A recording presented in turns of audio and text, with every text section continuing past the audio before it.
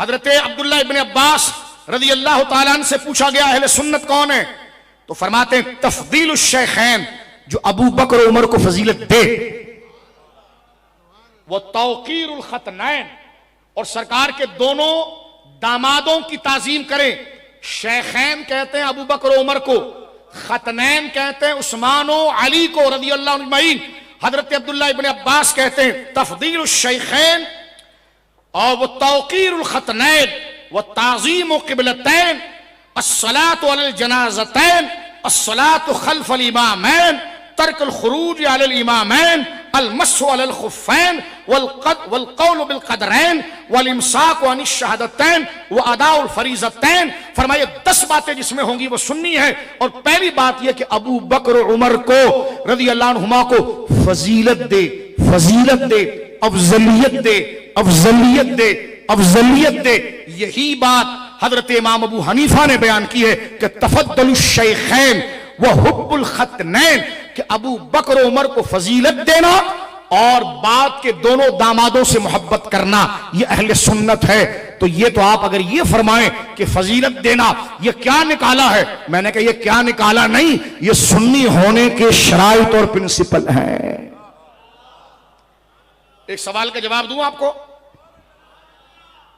भाई देखो, मैंने एक ही हवाला पढ़ा, मेरे पास इस वक्त 22 से 25 हवाले अल्लामा ताहवी अलैहि रहमा सारी उम्मत के तसलसल से लफ्ज फजीलत के साथ मौजूद है।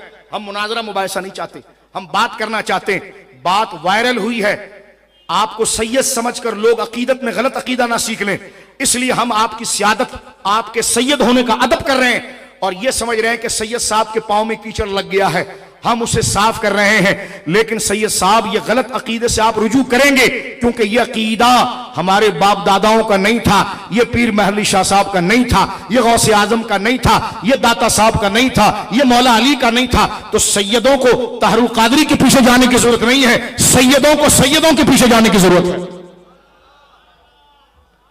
आप कहां उस मिनहाजी के पीछे जाकर अकीदा सीख रहे हैं? उसका भी क्लिप आ गया, नहीं नहीं मैं भी अफजल मान रहा हूं। मैंने कहा कहना पड़ेगा अफजल।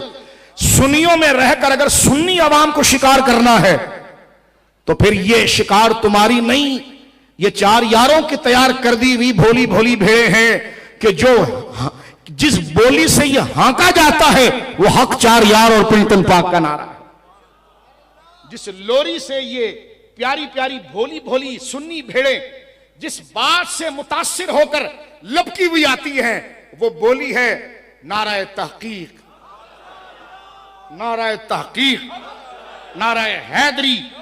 ये सुन्नी की बोली है। जिस तरह किसी जानवर को मुतासिर करके अपनी तरफ बुलाया जाता है ना, तो सुन्नी को बुलाने की राग क्या है? नाराए तहकीक।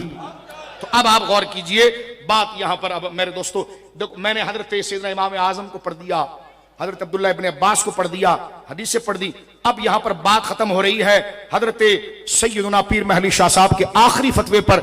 यूं समझिए कि 5 से 6 मिनट की बात रह गई। मोहब्बत से ताजा दम होकर सुभान अल्लाह कहना। बोलो सुभान अल्लाह, बोलो सुभान अल्लाह, बोलो सुभान अल्लाह। हुजूर अलैहिस्सलातु वस्सलाम पर अल्लाह दुरूद पढ़ता है या भेजता है? मेरे भाई ये दोनों मुतरादिफ है, कोई हर्ज नहीं इसमें। पढ़ना बमाना भेजने के मुरादिफ है, क्योंकि पढ़ने का लफ्ज तो खुद अल्लाह के लिए कुरान के अंदर आया है, तो पढ़ने से मुराद वो तलफ़ुज़ नहीं है। तवज्जो है मेरे दोस्तों, जिस मसले पर नजर रखनी उस मसले पर नजर रखें आप। हमारे वहां हाल ये कि अपने पीर के खिलाफ हो जाए तो लोग डंडा लेकर निकलते हैं, लेकिन सहाबा की इज्जत की बात जब तक पीर की तरफ मुंतकिल ना हो लोगों की गैरत नहीं जागती। ठीक है, एक मुझे मस्जिद हबीबिया में कहने लगा, एक बड़े शंटू का तर्जुमा लगा, आप समीउल्लाह हमीदन कहते हैं? मैंने कहा मुस्तफ़ा मस्जिद में नमाज पढ़ें, जाएं वलियों के पीछे नमाज पढ़ें, जाएं। सुभान। मेरे दोस्तों फैसले क़यामत में होंगे। ये जख्म और तीर भी हम खुशी दिल से कबूल करने तैयार हैं। तवज्जो है आपकी, बड़े खुशी दिल से कबूल करने तैयार है। एक तरफ आदाए दीन, एक तरफ है हासिदीन, बंदा है तन्हा शाह तुम पे करोड़ों दुरूद। इस तकरीर का भी कोई शौक नहीं है। आप यहां पर अपने किसी बुजुर्ग को बुलाते, मैं नीचे बैठकर तकरीर सुन लेता।